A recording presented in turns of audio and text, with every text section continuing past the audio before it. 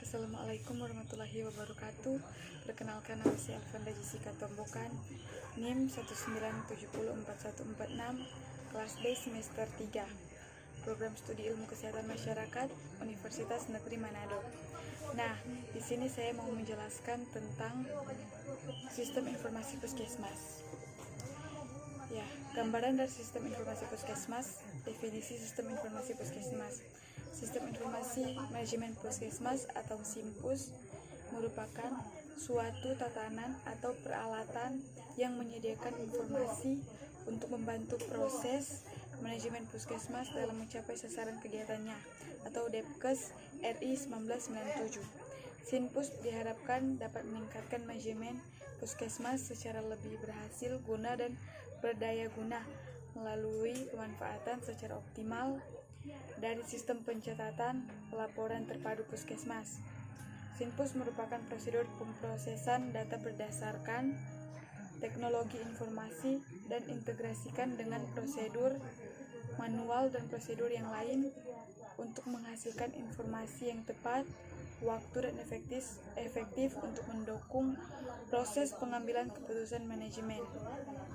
SIMPUS adalah program sistem informasi kesehatan daerah yang memberikan informasi tentang segala keadaan kesehatan masyarakat di tingkat puskesmas, mulai dari penyuluhan kesehatan, ketersediaan obat, sampai data penyuluhan kesehatan masyarakat. Latar belakang penggunaan SIMPUS adalah belum adanya kevalidan data puskesmas,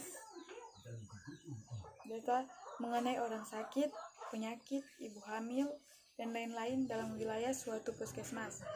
Memperbaiki pengumpulan data di puskesmas guna laporan ke Dinas Kesehatan Kabupaten. Memasuki era otonomi, daerah mutlak diperlukan informasi yang tepat, akurat, dan up-to-date berkenan dengan data orang sakit, ketersediaan obat, jumlah ibu hamil, masalah imunisasi, dan lain-lain. Manfaat pengembangan sistem informasi puskesmas. Puskesmas adalah dapat meningkatkan pelayanan kesehatan kepada masyarakat melalui penerapan sistem informasi kesehatan puskesmas yang terintegrasi dari semua unit pelayanan.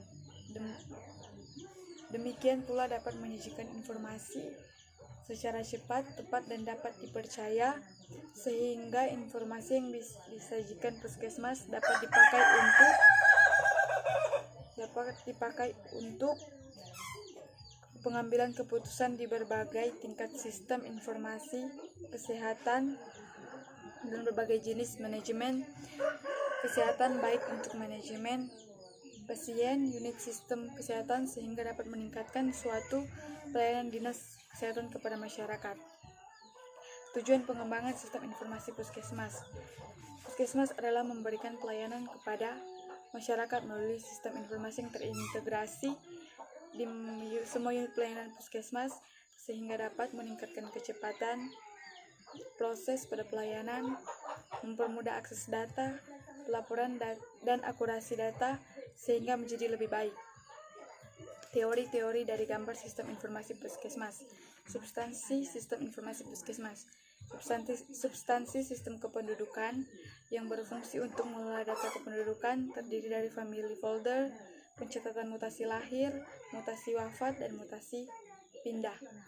Substansi sistem ketenagaan yang berfungsi untuk mengelola data ketenagaan. Data yang diolah adalah data pribadi, anak, riwayat kepangkatan, riwayat jabatan, riwayat pendidikan, riwayat penjenjangan, riwayat latihan atau teknik fungsional, data riwayat penghargaan, serta pengasaan pegawai.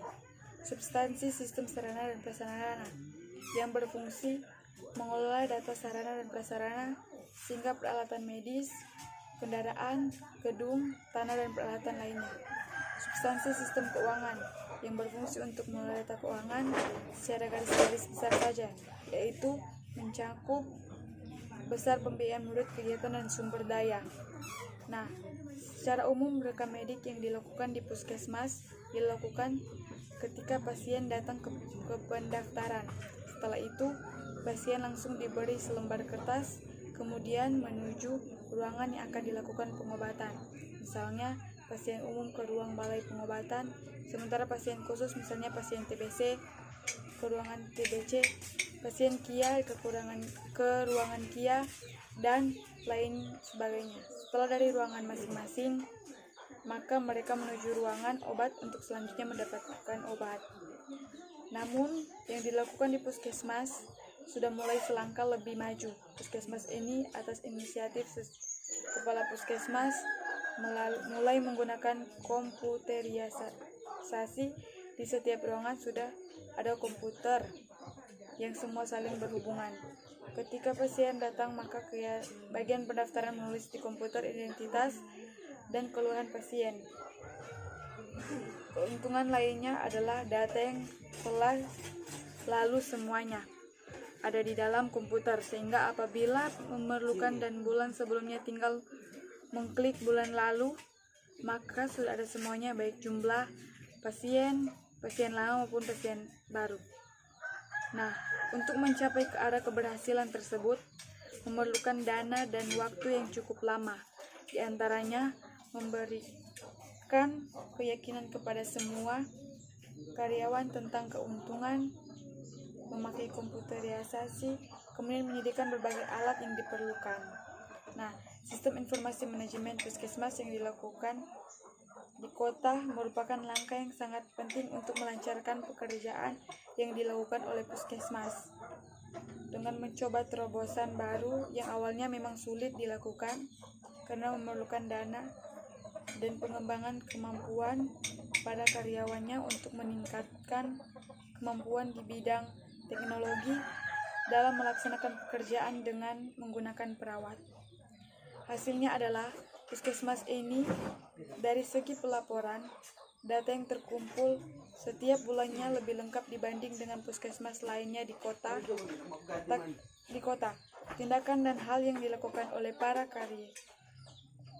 karyawannya terpantau oleh komputer yang ada di setiap ruangan, sehingga akan menimbulkan terjadinya kesalahan dan memberikan layanan perawatan dan pengobatan pada pasien. Selain hal tersebut, adanya efisien waktu sehingga dapat mengerjakan program dan kegiatan yang lainnya.